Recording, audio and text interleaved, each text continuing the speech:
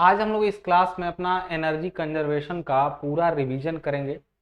उसको स्टार्ट करने से पहले मैं आपको बता दूं कि देखिए, 2 घंटे में किसी 10-12 घंटे या 14 घंटे या 20 घंटे वाले सब्जेक्ट का रिवीजन का मतलब होता है उसका ओवरव्यू। मोस्टली पेपर इसमें से आपका मिल जाएगा और ज़्यादातर मिल जाता है, लेकिन बहुत बेहतर पढ़ना चाहते हैं चीज़ों को तो आप पेड कोर्स ले सकते हैं जिसमें क्लासेस डिटेल्स में चलती है। ये भी बहुत अच्छा है, पूरे सिलेबस का रिवीजन आपका हो जाता है। बच्चों के कमेंट आप देख सकते हैं हर वीडियो पे कि कैसे उनको मिल रहा है, ठीक है ना। फायदे मिलते हैं, लेकिन एक सीखना होता है, एक केवल जान लेना होता है। तो आप सीखने के लिए कोर्स ज्वाइन कर सकते हैं, जिसके लिए आप डिस्क्रिप्शन बॉक्स चेक कर लीजिए या दिए गए नंबर पे कॉल कर लीजिए, ठीक है। आइए स्टार्ट करते हैं हम लोग। सबसे पहले आज के टॉपिक सेशन में हम लोग क्या क्या क्लियर करेंगे, ये सारे चैप्टर ये देख लीजिए। ये लगभग सभी ब्रांचेस के लिए कॉमन है। इसमें क्या है, ये सब्जेक्ट सभी ब्रांचेज के लिए। इसमें क्या क्या है जरा देख लीजिएगा। पहला हम लोग पढ़ेंगे ऊर्जा की मूल बातें यानी बेसिक ऑफ एनर्जी पढ़ेंगे। फिर है एनर्जी कंजर्वेशन एक्ट, जो बनाया गया है एनर्जी के कंजर्वेशन के लिए, एक्ट के बारे में। विद्युत आपूर्ति प्रणाली और मोटर्स यानी electric supply system and motor के बारे में। ज्यादातर इलेक्ट्रिकल वाले लोगों के लिए बड़ा अच्छा है ये, ठीक है ना। थोड़ा मैकेनिकल वालों के लिए अच्छा हो जाएगा। सिविल के जो बच्चे हैं उनके लिए केवल एक चैप्टर है जो आसानी से समझ में आता है, ये वाला। और उसके बाद ये वाला, मतलब ये सब तो सबको समझ में आएंगे। ये सबको समझ में आने वाले चैप्टर हैं जो आसानी से समझ में आते हैं सबको, ठीक है ना। लेकिन इलेक्ट्रिकल और मैकेनिकल के लिए जो थोड़े हाँ, और ये भी सबको समझ में आएगा।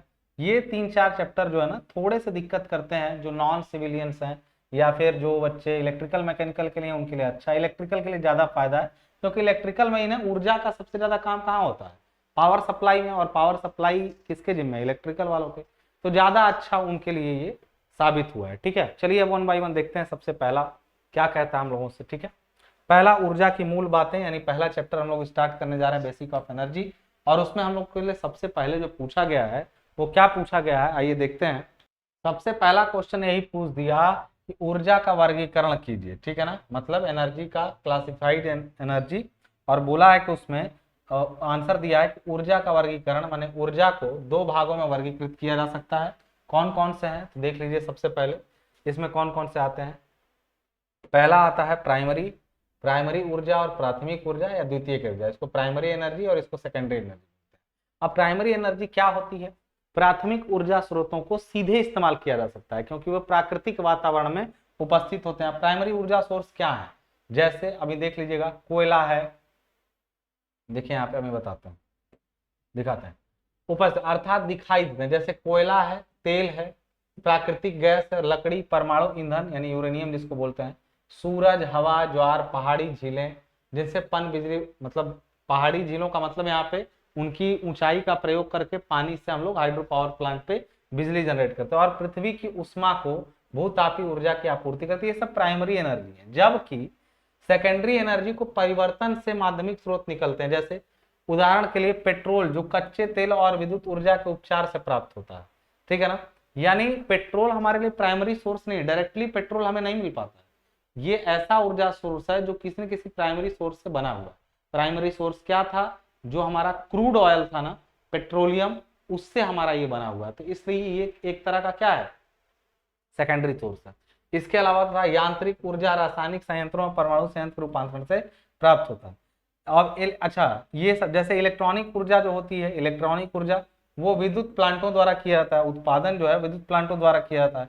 यानी जितने भी ऐसे एनर्जी सोर्सेज हैं जो किसी और एनर्जी सोर्स से बनाए जाते हैं वो होते हैं सेकेंडरी। और प्राइमरी जो होते हैं वो डायरेक्टली अवेलेबल होते हैं। कोयला डायरेक्टली मिल जाता है, सीधे यूज कर सकते हैं। सूर्य का ताप हमको सीधा मिल रहा है, लेकिन पेट्रोल हमको सीधा कहीं पड़ा हुआ नहीं मिल सकता है, ना ही, बिल्कुल नहीं।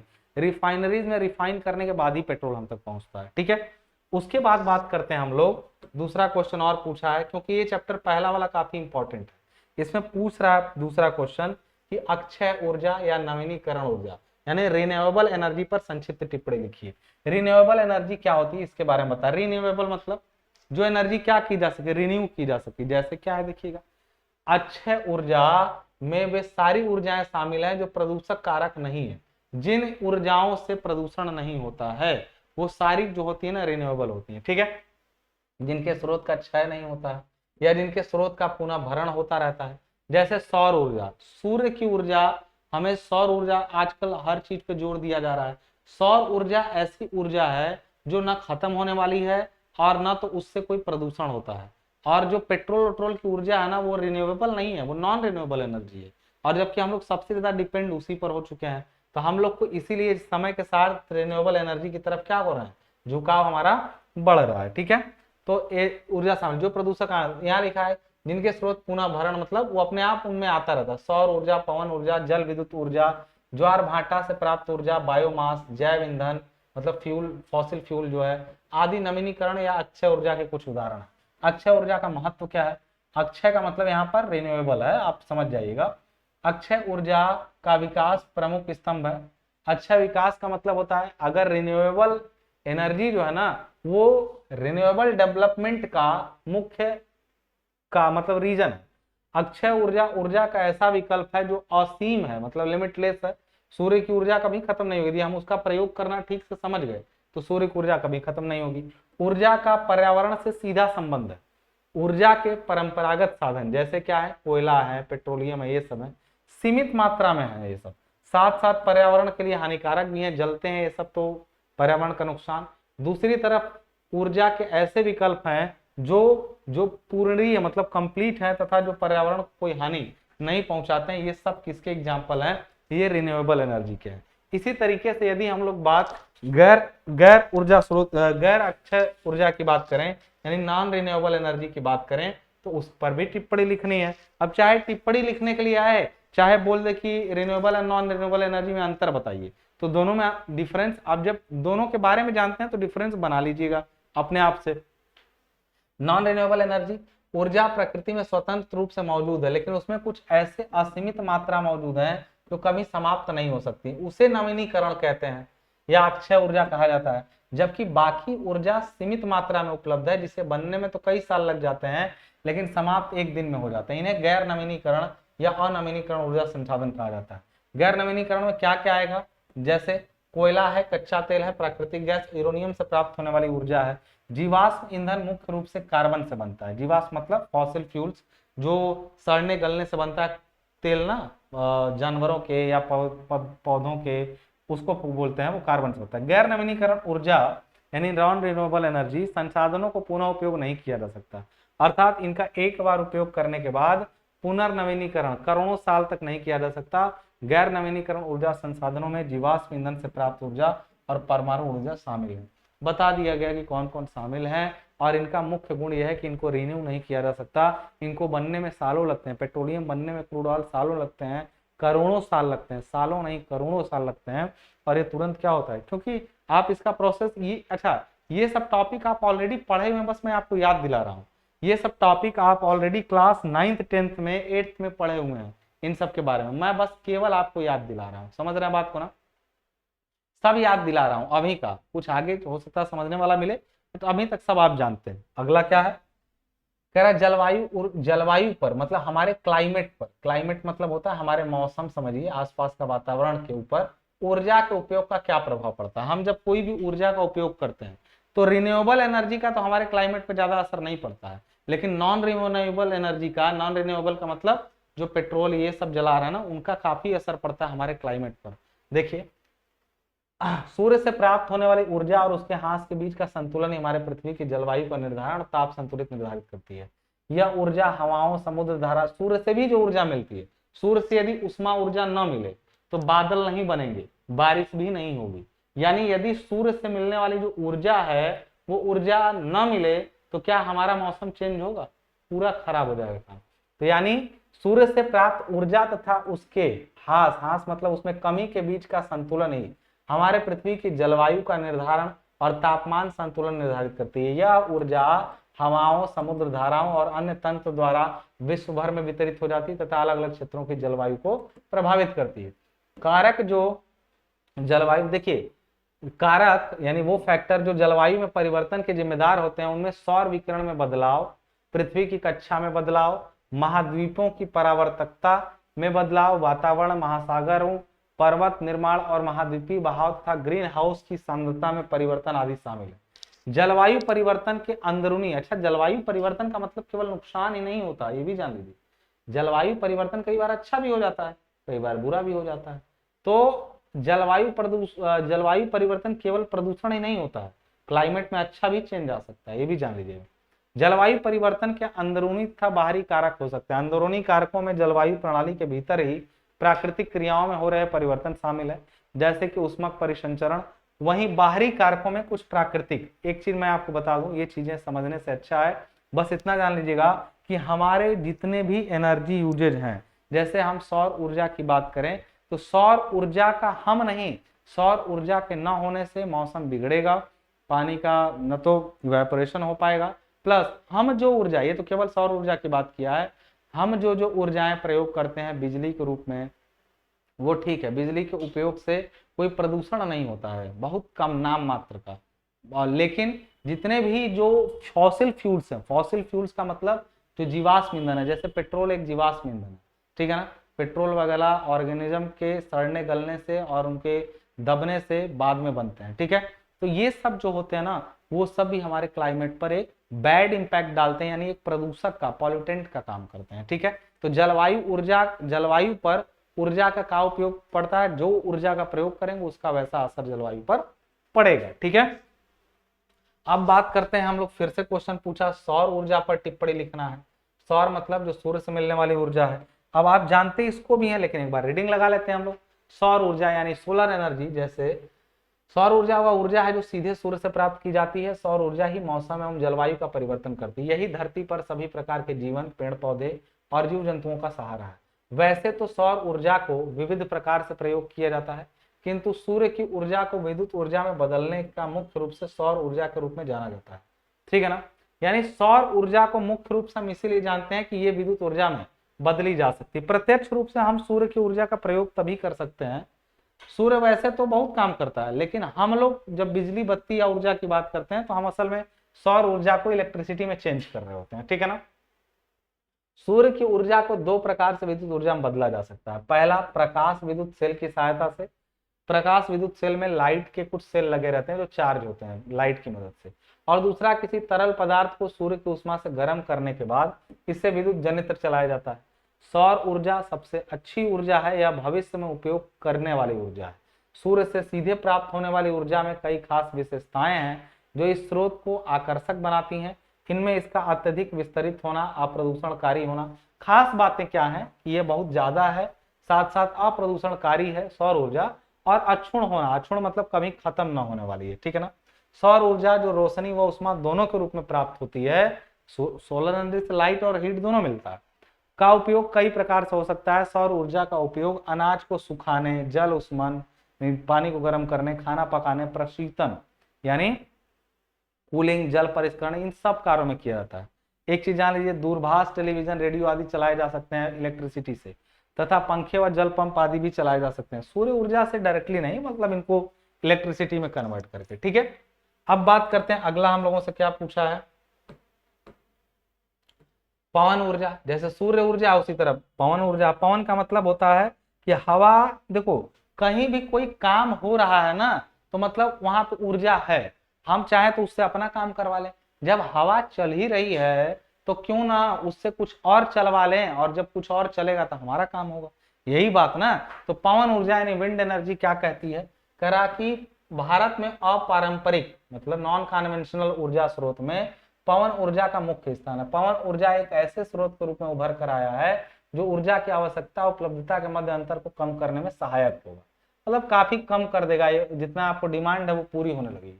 सूर्य की गर्मी से वायु गर्म होकर ऊपर उठती है, उसका स्थान ठंडी वायु नीचे ले लेती है, और यही प्रक्रिया निरंतर चलती रहती है। इस कारण वायु के विशाल द्रव्यमान के चलने के कारण इसमें गतिज ऊर्जा होती है, हवा में गतिज ऊर्जा होती है, जिससे पवन ऊर्जा कहते हैं। इस ऊर्जा का उपयोग बिजली बनाने व कुएं से पानी निकालने में किया जा सकता है। कैसे, आप इसका प्रयोग जानते हैं, पवन चक्की चलाने में।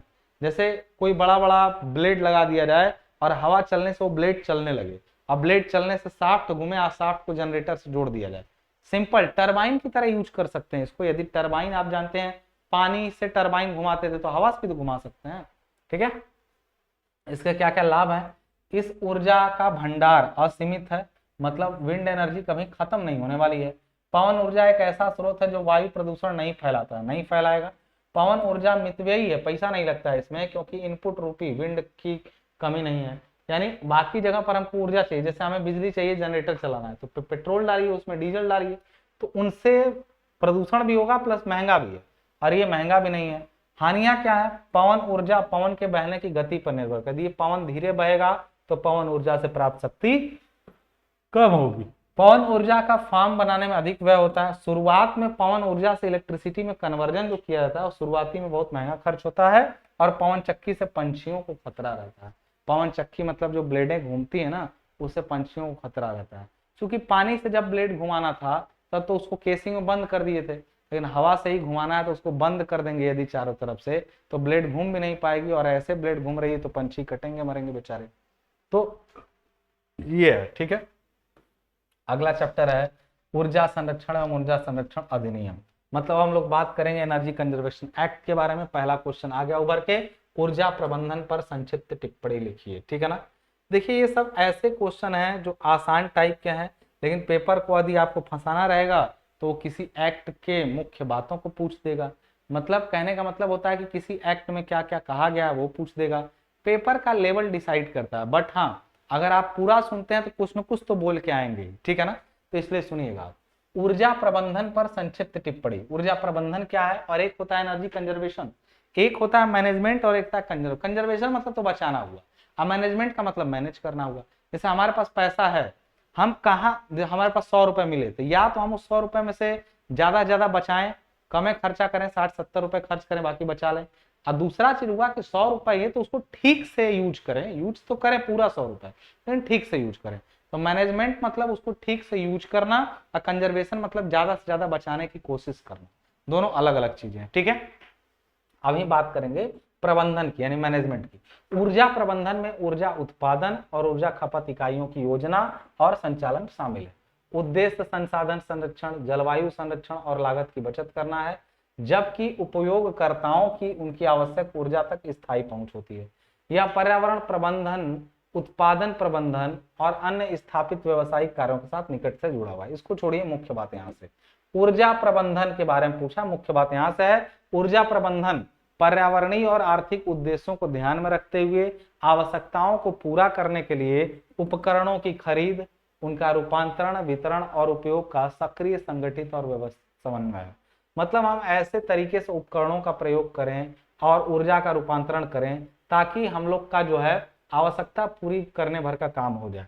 ऊर्जा प्रबंधन का केंद्रीय कार्य इमारतों और सुविधाओं में ऊर्जा की व्यवस्था के लिए लागत को कम करना। यदि हम मैनेज ठीक से करें चीजों को तो हम 100 ही रुपए में काम कर जाएंगे, और ना मैनेजमेंट सही रहेगा तो 500 रुपए में काम नहीं होगा। तो ऊर्जा लागत को कम करेंगे, काम सब होगा, एक जितनी जरूरत होगी सब मिलेगा, लेकिन खपत कम होगी ऊर्जा की। इससे ऊर्जा मैनेजमेंट से ये लाभ मिल जाता है, ठीक है। दूसरी चीज होती है एनर्जी कंजर्वेशन। हालांकि यहाँ पे दोनों का हिंदी प्रबंधन ही लिखा है, लेकिन यहाँ पे क्या होगा? संरक्षण होगा। यहाँ पे क्या होगा? संरक्षण होगा, ठीक है।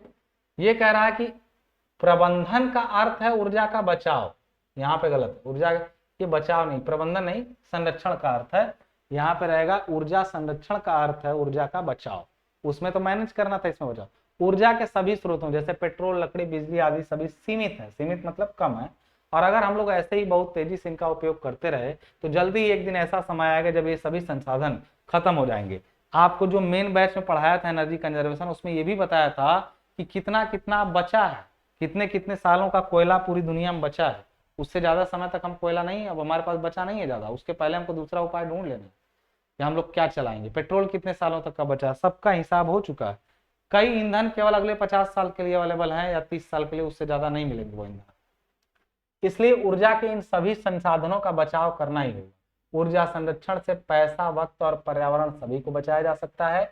ये कार्य सिर्फ एक आदमी के बस का नहीं है, बल्कि सभी को इसमें अपना योगदान देना होगा, तभी हम कुछ ऊर्जा संरक्षण को बढ़ावा दे पाएंगे। ऊर्जा संरक्षण के कुछ उपाय हैं, क्या है? यदि हम पारंपरिक बल्ब की बजाय एलईडी लाइट का उपयोग करें तो हम 80% के लगभग बिजली बचा लेंगे। अगर हम घरों में एसी लगाते हैं तो हमें स्मार्ट और ताप नियत करने वाला एसी उपयोग करना चाहिए, जिससे हम जिस तापमान पर उसको स्थिर करना चाहते हैं उस तापमान के बाद एसी अपने आप बंद हो जाएगा। इससे ऊर्जा की काफी मात्रा, कुछ ऑटो कट एसी होते हैं ना, उनको लगाएंगे कि हमको 20 डिग्री पर चाहिए, तो 20 डिग्री तक ठंडा करेगा, अब उसके बाद ठंडा नहीं करेगा, वो बंद हो जाएगा अपना। फिर तापमान कमरे का यदि वो हुआ, फिर 20 डिग्री से बढ़ा तभी चालू होगा, उसके पहले नहीं चालू होगा। तो इंडस्ट्री में कागज का बहुत ज्यादा उपयोग किया जाता है। इसके लिए हो सके तो कागज को फिर से पुनर्चक्रण रिसाइकिल करने के लिए भेज दें, जिससे वही बेकार कागज फिर से उपयोगी बन जाएगा और बार बार एक नए कागज बनाने के लिए पेड़ों को काटना नहीं पड़ेगा। ये पर्यावरण सुरक्षा में अहम कदम साबित हो सकता है। ऊर्जा संरक्षण एक बहुत महत्वपूर्ण विषय है, जिसे अभी गंभीरता से नहीं लिया गया, शायद काफी देर हो जाएगी और फिर शायद हमारे पास होने के लिए कुछ भी ना बचे। ये तो डायलॉग मार दिया, चलिए कोई बात नहीं। आगे देखिएगा, ऊर्जा दक्षता यानी एनर्जी एफिकेसी क्या होती है, एफिशिएंसी क्या होती है। एनर्जी इफिशियंसी में क्या होता है और इसकी आवश्यकता, यानी ऊर्जा का इफिशियंसी मतलब होता है हम किसी चीज को ऊर्जा दे रहे हैं, तो जितना दे रहे हैं उतना आउटपुट मिल रहा है कि नहीं, या कितना परसेंट मिला। हमने 100 दिया तो हमको आउटपुट 80 मिला, तो उसको कहते हैं हम लोग 80% उसकी इफिशियंसी रही। कोई भी मशीन जो है ना कुछ पावर लेती है या कुछ ऊर्जा लेती है, तो वो कुछ ऊर्जा हमको देती भी है, लेकिन वो कंप्लीट नहीं दे पाती, कुछ ना कुछ लॉस हो जाता है। ठीक है। ऊर्जा दक्षता उत्पादों और सेवाओं को प्रदान के लिए आवश्यक ऊर्जा की मात्रा को कम करने का लक्ष्य है।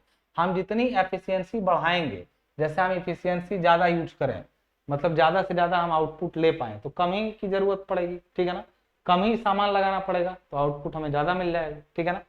उदाहरण के लिए एक घर को इंसुलेट करने से एक भवन के एक आरामदायक तापमान प्राप्त करने और बनाए रखने के लिए कम हीटिंग और शीतलन ऊर्जा का उपयोग करने की अनुमति मिलती है। एलईडी प्रकाश व्यवस्था, फ्लोरेसेंट लाइटिंग या प्राकृतिक रोशनदान खिड़कियों को स्थापित करने से पारंपरिक तपदीप्त प्रकाश बल्बों की तुलना में रोशनी के समान स्तर को प्राप्त करने के लिए आवश्यक ऊर्जा की मात्रा कम हो जाती है। कहना यह चाहता है आपको कि यदि आप जो पुराना हीट वाला बल्ब लगता था उसकी जगह पर यदि आप एलईडी बल्ब की व्यवस्था कर लें या दिन में रोशनदान का प्रयोग करें, तो ताप आपको रोशनी तो उतनी ही मिलेगी, लेकिन खपत क्या हो जाएगी, बिजली की कम हो जाएगी। कभी भी खपत को कम करने के लिए हम नुकसान नहीं करेंगे, हम काम अपना करेंगे, लेकिन जहां तक हो सके मैनेज करेंगे। ठीक है, ठीक है ना। ऊर्जा दक्षता में सुधार आमतौर पर एक अधिक कुशल प्रौद्योगिकी या उत्पादन प्रक्रिया को अपनाने द्वारा प्राप्त किया जाता है, या ऊर्जा के नुकसान को कम करने के लिए आमतौर पर स्वीकृत तरीकों द्वारा। ऊर्जा की खपत को बढ़ाने के लिए ऊर्जा दक्षता अर्थव्यवस्था के निर्माण के लिए एक प्रभावी रणनीति साबित हुई है। एक ऊर्जा उपभोक्ता के दृष्टिकोण से, यानी जो कंज्यूमर होते हैं, उपभोक्ता मतलब कंज्यूमर जो ऊर्जा का प्रयोग कर रहे हैं, के दृष्टिकोण से ऊर्जा की मुख्य प्रेरणा अक्सर ऊर्जा खरीदने की लागत को कम करके पैसे की बचत से होती है। कई देशों में ऊर्जा दक्षता यानी एनर्जी इफिशियंसी को राष्ट्रीय सुरक्षा लाभ के रूप में भी देखा जाता है, क्योंकि इसका उपयोग विदेशों से ऊर्जा आयात के स्तर को कम करने के लिए किया जा सकता है और घरेलू ऊर्जा संसाधनों में कमी होने पर ऊर्जा की दर को धीमा कर सकता है। मतलब कहने का यह अर्थ हुआ, अंत में कह रहा है कि यदि किसी देश में हम ऊर्जा बचाते हैं तो हमारे अंदर ऊर्जा की वृद्धि हो जाएगी, हमारे देश के अंदर, और हम दूसरों से ऊर्जा खरीदने या उससे बच जाएंगे और दूसरों को सप्लाई कर भी सकते हैं ऊर्जा।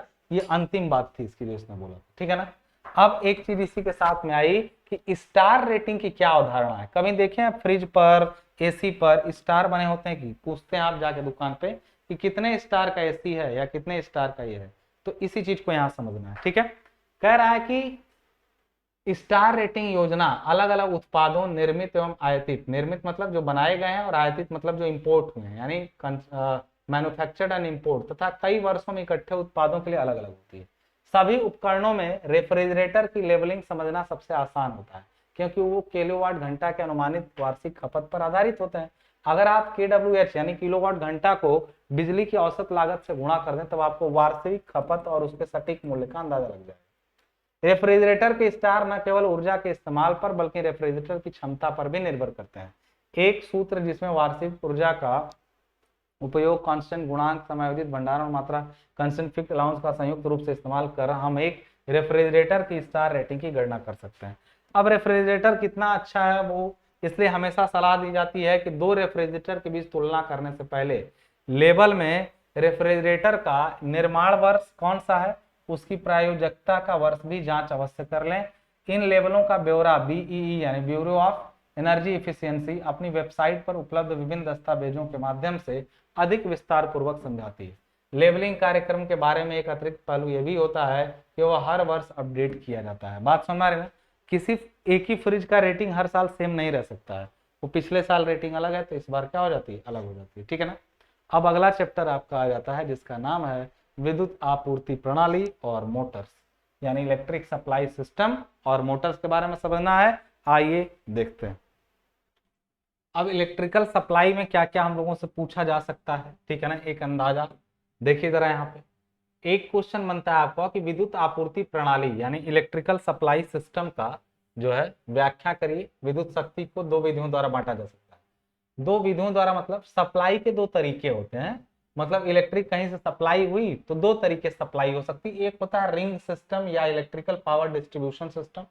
ये क्या है जरा इसको समझते हैं, चित्र बाद में देखेंगे, पहले जो लिखा है उसको पढ़िए। लिखा गया है कि चित्र में रिंग विधि दिखाई गई है। चित्र एक देखने पर यह पता चलता है कि प्रत्येक डिस्ट्रीब्यूटर इसमें डी से दिखाया गया है, वो दो तरफ से सप्लाई दी गई है।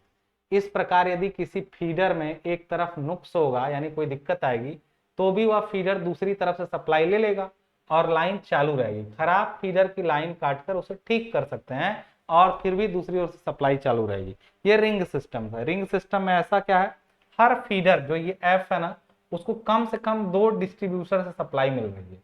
हर फीडर को देखिए दो डिस्ट्रीब्यूटर से सप्लाई मिल रही है। तो कोई भी फीडर होगा, यहाँ पे आप छोटा डायग्राम भी बना सकते हैं।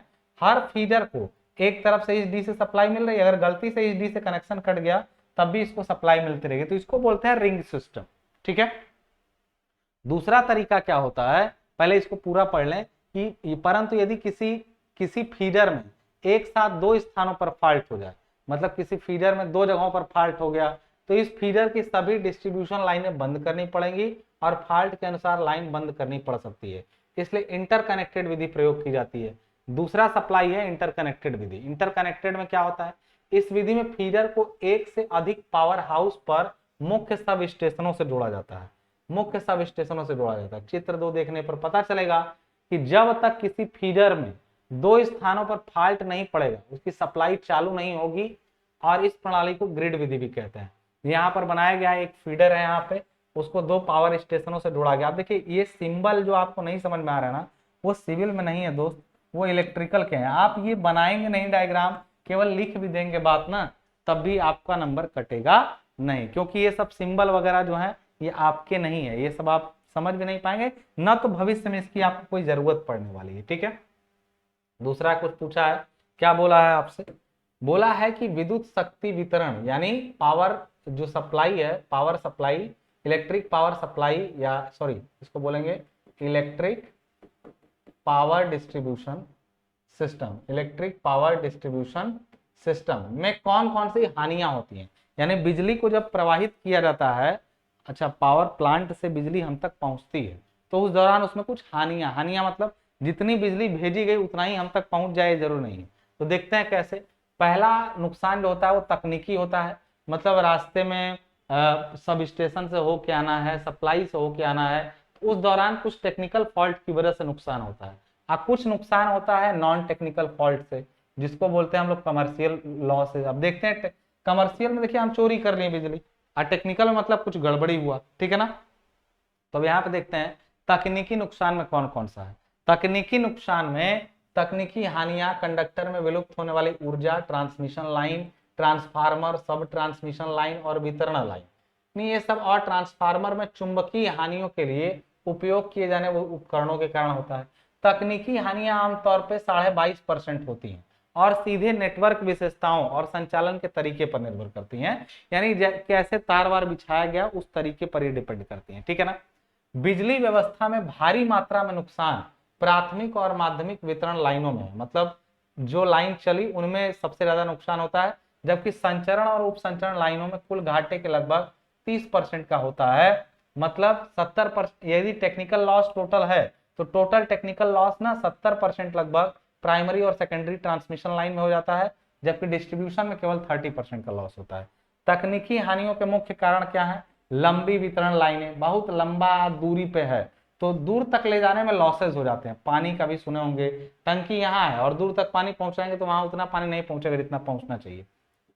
वितरण लाइनों के कंडक्टर में अपर्याप्त आकार, लोड ट्रांसफार्मर से वितरण ट्रांसफार्मर की स्थापना, प्राथमिक और माध्यमिक वितरण प्रणाली के कम पावर फैक्टर, खराब कारीगरी, ये सब टेक्निकल फॉल्ट्स। लेकिन जो नॉन टेक्निकल फॉल्ट्स हैं वो क्या क्या है, देखिए यहाँ पे गैर तकनीकी हानियों के कारण। देखिए गैर तकनीकी हानियां कौन सी हैं, गैर तकनीकी हानियां 16.5% पर हैं, और मीटर पढ़ने, दोषपूर्ण मीटर और मीटर पढ़ने में त्रुटि हो जाए, उसके साथ में ग्राहक ऊर्जा खपत और बिलिंग, प्रशासन की कमी। वो होता है ना, बिजली विभाग वाले लेकर के मैटर सेटल कर देते हैं, आपका बहुत ज्यादा बाकी है, सेटल कर दिए, तो आखिर यूज किए हैं ना आप, तो वो कहाँ जाएगा, कोई लॉस में जाएगा। फिर कमी, वित्तीय बाधाओं और ऊर्जा की आपूर्ति के साथ साथ ऊर्जा चोरी का अनुमान है। ये सब गैर तकनीकी हानियां हैं। गैर तकनीकी हानियों के मुख्य कारण बिजली की चोरी, मीटर में त्रुटि, बहुत छोटे लोड के लिए मीटर लगाना, छोटा सा एक तो केबल लेना उसी में मीटर से भी लॉस होता है, बेकार आपूर्ति है, सही से काम नहीं हो रहा है, मीटर पढ़ने में गलती हो रही है या बिलिंग में प्रॉब्लम है, इससे भी क्या हो रही है, लॉसेज हो रही है। बात समझ में आ गई आपको, क्लियर।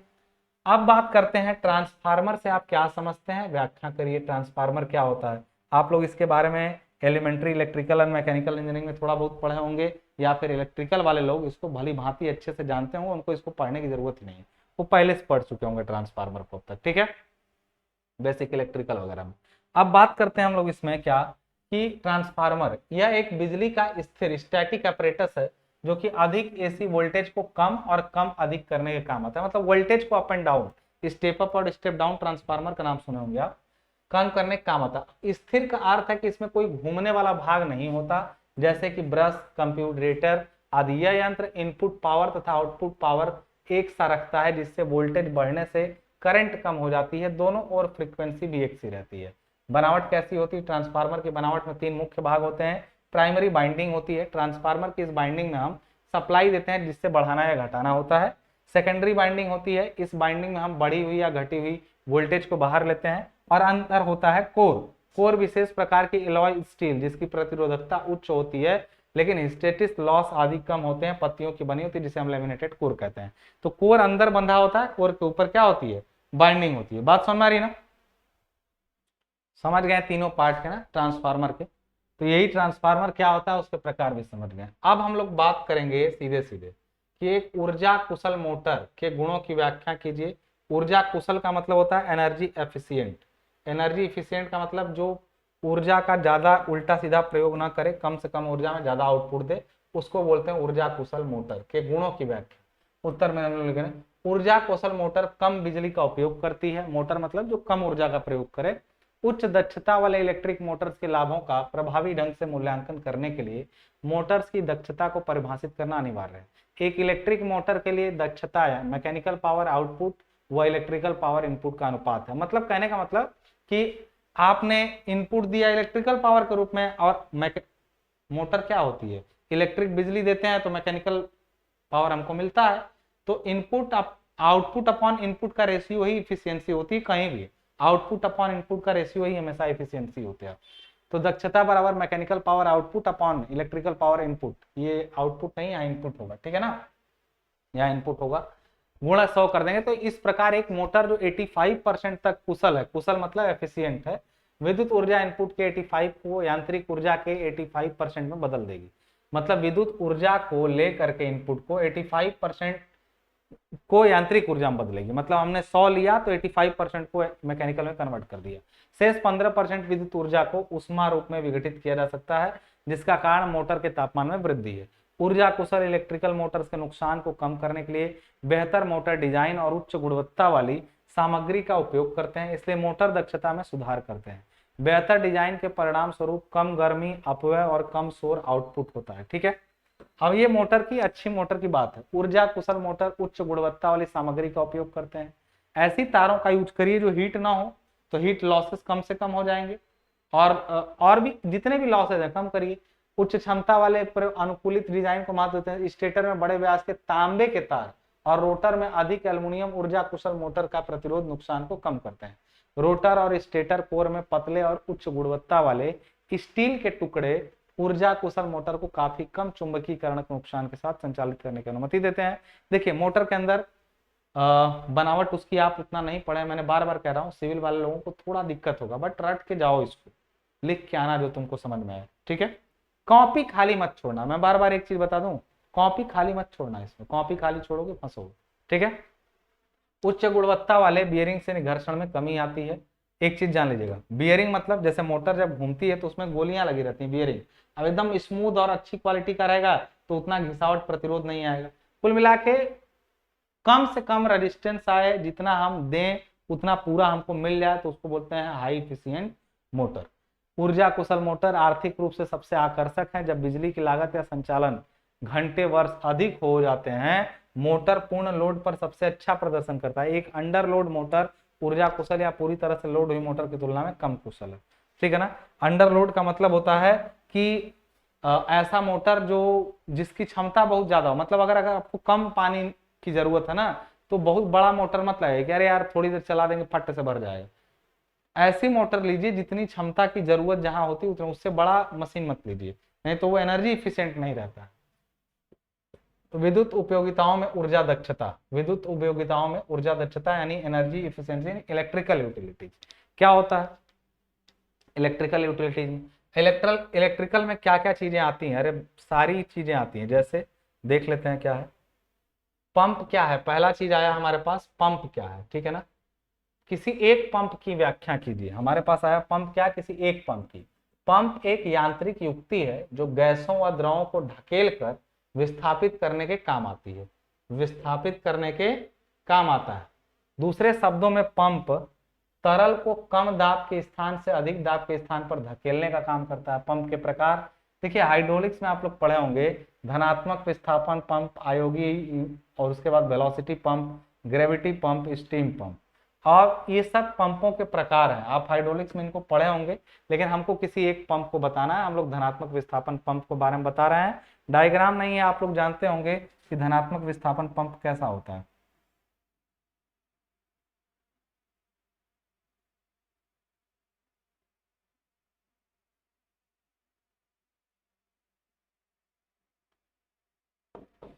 अगर आपको नहीं याद आ रहा तो मैं बता दूं, ये पिस्टन घूम रहा था, याद है, यहाँ पानी भरा हुआ था नीचे, और ये सक्शन पाइप इसमें जाके डूबी हुई थी। जब पिस्टन आगे जाता था बहुत तेजी से, तो ये वाला वाल्व खुलता था, ये वाला बंद। और जब पिस्टन पीछे खींचता है तो यहाँ की पानी को ऊपर खींच लेता था, यहाँ वाला, ये वाला पढ़ाए हुए हैं हम लोग, हाइड्रोलिक्स में भी पढ़ाए हैं, और उसके बाद आपको एनर्जी कंजर्वेशन में भी मेन बैच में पढ़ाया गया है, उसमें ये डायग्राम है। इसमें क्या होता है ना कि ये पिस्टन आगे जाता है, तो आगे जाने, मान लीजिए ये पिस्टन है ऐसे, पिस्टन मतलब मान लीजिए यहाँ पे पिस्टन है, ठीक है। पिस्टन मतलब ये सिलेंडर के अंदर ऐसे जब इसको खींचेंगे पीछे, जब ये पीछे खिंचाएगा तो ये हर चीज को अंदर खींचेगा। जैसे कभी देखें इंजेक्शन लेने वाला, उससे जब खींचते हैं पीछे, इंजेक्शन लेने वाला नीडल, उसको पानी में डाल के खींचते हैं तो उसमें पानी भर जाता है। तो जब इसको पीछे खींचेंगे ना, तो ये पूरा पनिया खींच करके ना इसमें भर लेगा। और जब दबाएंगे तेजी से तो फिर ये दाब डालेगा तो ये बंद हो जाएगा। हाई वाल लगा है यहाँ पे, ये वाल बंद हो जाएगा, हाई वाला वाल खुल जाएगा तो पानी ऊपर जाने लगेगा, पीछे जाएगा तो भरेगा, आगे जाएगा, तो इसको धनात्मक विस्थापन पंप कहते हैं, ठीक है। यहां पर जान लीजिएगा, धनात्मक विस्थापन पंप द्रव की एक निश्चित मात्रा को ग्रहण करके निर्वहन पाइप में विस्थापित कर देता है। कुछ धनात्मक विस्थापन पंप चूषण पक्ष पर एक विस्तार गुहा, बड़ा मुख निर्वहन का तरफ घटते हुए गुहा, छोटा मुख का उपयोग करते हैं, ये कोई मतलब नहीं है। चूषण पक्ष यानी ये सक्शन पाइप होती है जो पानी खींच रही थी। चूषण पक्ष पर मुख बड़ा होने के कारण पंप में तरल का प्रवाह कम दाब पर बहता है तथा छोटे मुख की तरफ निकलता है जहां दाब अधिक होता है। इससे पूरे चक्र में तरल की दी गई मात्रा स्थिर रहती है। तो चलिए, ये धनात्मक विस्थापन पंप की बात है। ये डायग्राम छोटा सा बना लीजिएगा आप लोग, उससे काम हो जाएगा। अब बात करते हैं किसके बारे में, हीटिंग, वेंटिलेशन और एयर कंडीशनिंग, एचवीएसी प्रणालियों में ऊर्जा की बचत पर संक्षिप्त टिप्पणी लिखिए। एचवीएसी प्रणालियां क्या है? एचवीएसी का मतलब होता है heating, ventilation and air conditioning, ये इसको कहते हैं एचवीएसी। हीटिंग, वेंटिलेशन और एयर कंडीशनिंग प्रणाली के अनुकूलन और इमारत की सुरक्षा में सुधार करते हुए ऊर्जा कुशल यानी एनर्जी इफिशिएंट प्रौद्योगिकी यानी टेक्नोलॉजी के साथ संयंत्र के उन्नयन द्वारा पर्याप्त ऊर्जा की बचत की जा सकती है, ठीक है। अब यदि बात करें इन पर, अच्छा देखिए, सबसे ज्यादा ना एचवीएसी में ही 35% तक ऊर्जा, पूरे ऊर्जा की 35% ऊर्जा heating, ventilation and air conditioning में जाता है किसी भी जगह पर। तो उसमें काफी जरूरत होती है, उनको एक साथ बोलते हैं हम लोग। एचवीएसी सिस्टम पर ऊर्जा बचत में पहला कदम शीतलन भार को कम करना है, मतलब जो ठंडे भार है उनको कम करना है। बिजली एयर कंडीशनिंग सिस्टम की मात्रा का उपयोग कूलिंग लोड पर भी निर्भर करता है। कूलिंग लोड को कम करने के लिए कई चरण है। एचवीएसी प्रणाली में निम्नलिखित घटक होते हैं, क्या होता है? केंद्रीय ठंडा पानी संयंत्र होता है, मतलब इसके सेंट्रल में कूल वाटर प्लांट छोटा सा लगा रहता है। चिलर वाटर कूलिंग सिस्टम होता है, पानी को चिल करने के लिए ठंडा पानी परिसंचरण तंत्र होता है। कूलिंग वाटर को सर्कुलेट करने का एक सिस्टम होता है। एयर कूलिंग और सर्कुलेशन सिस्टम होता है। ये सब एचवीएसी में लगे रहते हैं। इन इकाइयों के अलावा कई पंप हैं जिनमें प्रत्येक ऊर्जा की मांग में योगदान देता है और जिनसे प्रत्येक को ऊर्जा कुशलता से चलाने के प्रयोग किया जाता है। ठंडा पानी संयंत्र में निम्नलिखित घटक होते हैं। ठंडा पानी में क्या होता है? एक कंप्रेसर होता है, एक संघनित यानी कैपेसिटर होता है, वाष्पीकरण करने वाली चीज होती है। ठंडा पानी संयंत्र का मतलब समझिए फ्रिज कह सकते हैं आप, वाष्पीकरण करने वाला, ठंडे पानी की आपूर्ति करने वाला, ठंडा पानी वितरण प्रणाली। इसके अलावा कई प्रकार के पानी के पंप और पंखे हैं जो उपयोग किए गए सिस्टम के प्रकार पर निर्भर करते हैं। एचवीएसी सिस्टम में विभिन्न घटकों की एक जटिल व्यवस्था होती है जिनसे सभी को एक साथ कार्य करने के लिए नियंत्रित किया जाना चाहिए। मैं एक चीज और बता दूं तुमको, मैं बार बार कहता हूं कि ये जो टॉपिक हैं उनको पढ़ने में जैसे मेरे को समझ में आ रहा है कि कह क्या रहा है, तुमको जितना समझ में आ रहा है तुम सुनते जाओ पहले, क्योंकि कुछ लोगों को आ रहा है, कुछ लोगों को नहीं आ रहा है। इलेक्ट्रिकल वालों को आ रहा है, आपको नहीं आ रहा है, और कुछ टॉपिक ऐसा भी होगा जो आपको आएगा उनको नहीं आएगा, क्योंकि एनर्जी का ज्यादा काम इलेक्ट्रिकल के जिम्मे रहता है, ठीक है ना। और उसके मशीनों को आप पढ़े नहीं है, इस वजह से वो दिक्कत करता है समझने में, बट कोई बात नहीं, आएगा। इसमें भी ऐसी चीजें हैं जिनको आप पढ़ करके नंबर ला सकते हैं अपने काम भर का, अपने काम भर का। ऊर्जा दक्षता अनुपात की अवधारणा यानी एनर्जी इफिशिएंट रेशियो क्या होता है? देखिए, ऊर्जा दक्षता अनुपात जो होता है ना, उसको कहते हैं हम लोग आउटपुट एनर्जी, इनपुट एनर्जी। इसको एनर्जी इफिशियंसी भी बोलते हैं। ऊर्जा दक्षता अनुपात बोले या एनर्जी इफिशियंसी बोले, एनर्जी इफिशियंसी आउटपुट ऊर्जा। मैंने बोला ना कि हम दिए 100 और मिला हमको 80, तो हमारा इफिशियंसी रेशियो 0.8 हुआ, और इंटू 100 करते हैं तो हम 80% एफिशिएंट मशीन है वो जो ऐसा कर रही है। ऊर्जा दक्षता एक लक्ष्य है जो दैनिक जीवन में और कारखाने आदि में लगने वाली ऊर्जा को कम करने और पूरी तरह से सही उपयोग करने के लिए जरूरी है, जिसमें इस प्रकार से ऊर्जा का उपयोग करना है जिससे अधिक से अधिक ऊर्जा व्यर्थ न हो और तापमान अधिक न हो। जानते हैं आउटपुट क्यों कम होता है? जब हम 100 दिए एनर्जी तो मिलना भी 100 चाहिए, क्योंकि घिसाव में, चलने में मशीन के लॉसेज होती हैं, हीट जनरेट होता है। यदि हम मशीनों की बनावट को ठीक कर दें तो हम ऊर्जा की लॉस को कम से कम करके ज्यादा से ज्यादा एफिशिएंट मशीनें क्या कर सकते हैं? बना सकते हैं। उसके लिए ऊर्जा का अनुपात का प्रयोग किया जाता है। अनुपात को बोलते हैं एनर्जी एफिशिएंट रेशियो। अगली चीज हमसे क्या पूछी गई? ऊर्जा बचत के उपाय क्या है? ऊर्जा बचत क्या उपाय है? बल्ब फालतू सा उपाय, जब उपयोग ना हो तो बल्ब बुझा दें। ट्यूबलाइट बल्बों तथा अन्य उपकरणों पर जमी हुई धूल को साफ करें ताकि लाइट ज्यादा मिले। हमेशा आईएसआई मुहर लगे बिजली के उपकरणों और संसाधनों का प्रयोग करें। ये सब ऊर्जा के उपाय हैं। किसके? बचत के उपाय क्या हैं? अपने ट्यूबलाइट और बल्बों को ऐसी जगह लगाएं जहां प्रकाश आने में दिक्कत न हो। ऊर्जा बचाने के लिए एलईडी बल्ब का प्रयोग करें। खाना बनाने में ऊर्जा क्षमता वाले चूल्हों का प्रयोग करना चाहिए। खाना बनाते समय बर्तन को ढक कर रखें, इससे खाना बनाते समय ऊर्जा की बचत होती है। एक टीवी स्टैंड बाई मोड में रखने पर, स्टैंड बाई मोड मतलब टीवी है या कुछ चालू करके लोग छोड़ दिए, खड़ा है मतलब चल भी नहीं, देख भी नहीं, चालू है, स्टैंड बाई मोड में रखने पर 1 वर्ष में 70 यूनिट बिजली खर्च होती है। गीजर में अधिकतम विद्युत खर्च होती है, अतः उतना ही पानी गर्म करें जितनी जरूरत होती है। ये ऊर्जा बचत के उपाय है। अब आगे आपका अगला चैप्टर लाइटिंग और डीजी सिस्टम। इसमें हम लोग बल्ब के बारे में और डीजी सिस्टम के बारे में पढ़ेंगे, यानी डिस्ट्रीब्यूटेड सिस्टम के बारे में। लाइट के बारे में कुछ डेफिनेशन है जो बार बार पूछ सकती है इनके बारे में। पहला डेफिनेशन है आपका लक्स। लक्स का मतलब होता है प्रकाश घनत्व। इसको मैं बोल दूं एक बार में, प्रकाश घनत्व, ठीक है ना। तो इसको बोलते हैं लक्स। लक्स का मतलब प्रकाश घनत्व का मतलब ल्यूमेन अपॉन एरिया। देखिए यहाँ पे ल्यूमेन का मतलब होता है, अच्छा किसी चीज में लाइट में से कितनी रोशनी आ रही है उसको बताते हैं हम लोग ल्यूमेन, ठीक है ना। और प्रति, जैसे मान लीजिए कहीं से बहुत ज्यादा ल्यूमेन निकल रहा है, ल्यूमेन किसी लाइट की प्रॉपर्टी है, लेकिन वो लाइट प्रति एरिया पर कितने ल्यूमेन पड़ रहा है। मान लीजिए हम एक बल्ब जलाएं जिसमें से 6 ल्यूमेन या 10 ल्यूमेन 50 ल्यूमेन जो भी लाइट निकल रही है, उस बल्ब को नजदीक लाएंगे ना तो लक्स बढ़ेगा। लक्स मतलब नजदीक लाने से ल्यूमेन इस पर और कम एरिया पे ज्यादा ल्यूमेन पड़ेगा तो बढ़ेगा इसका हिसाब किताब, समझ रहे हैं। तो लक्स क्या है? घनत्व की बात करता है। जैसे वही बल बटा क्षेत्रफल दबाव हो जाता है, तो ये दबाव समझिए, ये बल समझिए। तो ल्यूमेन लक्स क्या होता है? प्रकाश। देखिए यहाँ पे लिखा, लक्स एक मात्रक है जो एक विशिष्ट बिंदु पर प्रकाश की तीव्रता को मापने के लिए परिभाषित होता है। तकनीकी रूप से लक्स को ल्यूमेन बटा मीटर स्क्वायर के रूप में मूल्यांकित किया जाता है और यह वह मात्रा होती है जिससे किसी कार्य अनुसार मापा और अनुकूलित किया जा सकता है। लक्स प्रदीपन की एसआई इकाई है, अर्थात प्रदीपन मतलब लाइटिंग का एसआई मात्रक लक्स है। इसका प्रयोग फोटोमेट्री में होता है। ठीक है, अब बात करते हैं हम लोग किसकी, यहां से 1 लक्स बराबर 1 ल्यूमेन पर स्क्वायर मीटर। 1 लक्स कितना होता है? 1 लक्स बराबर 1 ल्यूमेन पर स्क्वायर मीटर। ल्यूमेन क्या होता है? ल्यूमेन एक स्रोत द्वारा उत्सर्जित प्रकाश की कुल मात्रा के लिए एक माप है। ल्यूमेन ज्योति फ्लक्स का एसआई मात्रक होता है। ज्योति फ्लक्स का मतलब ज्योति तीव्रता का मात्रक है, एक तरीके से ज्योति फ्लक्स का वो ल्यूमेन होता है। 1 ल्यूमेन वह ज्योति फ्लक्स है जो एक कैंडिला की ज्योति तीव्रता का समदैशिक बिंदु स्रोत एकांक घन कोण में उत्सर्जित करता है। 1 ल्यूमेन की परिभाषा है। ठीक है, ल्यूमेन बराबर होता है 1 कैंडिला गुणे स्टेरेडियन। ठीक है ना। अब एक तीसरी चीज होती है एफिकेसी। एफिकेसी मतलब होता है, ये इसकी परिभाषा करो। एफिकेसी मतलब होता है ना कि किसी सोर्स से लाइट निकली, उसमें कितनी दिखने वाली लाइट है।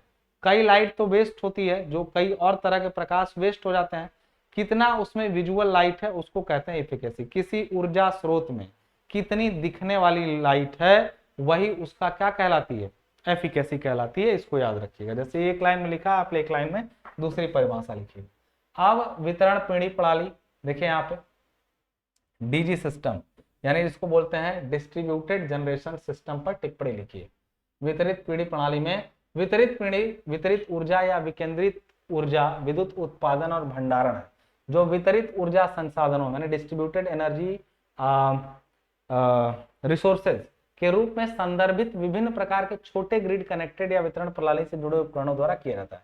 पारस्परिक यानी म्यूचुअल बिजली स्टेशन, अगल बगल 2 बिजली स्टेशन है, जैसे कि कोयला आधारित, गैस और परमाणु ऊर्जा संचालित संयंत्र, साथ ही पन बिजली बांध और बड़े पैमाने पर सौर ऊर्जा स्टेशन केंद्रीकृत हैं और अक्सर लंबी दूरी के लिए बिजली ऊर्जा का संचार करने की आवश्यकता होती है।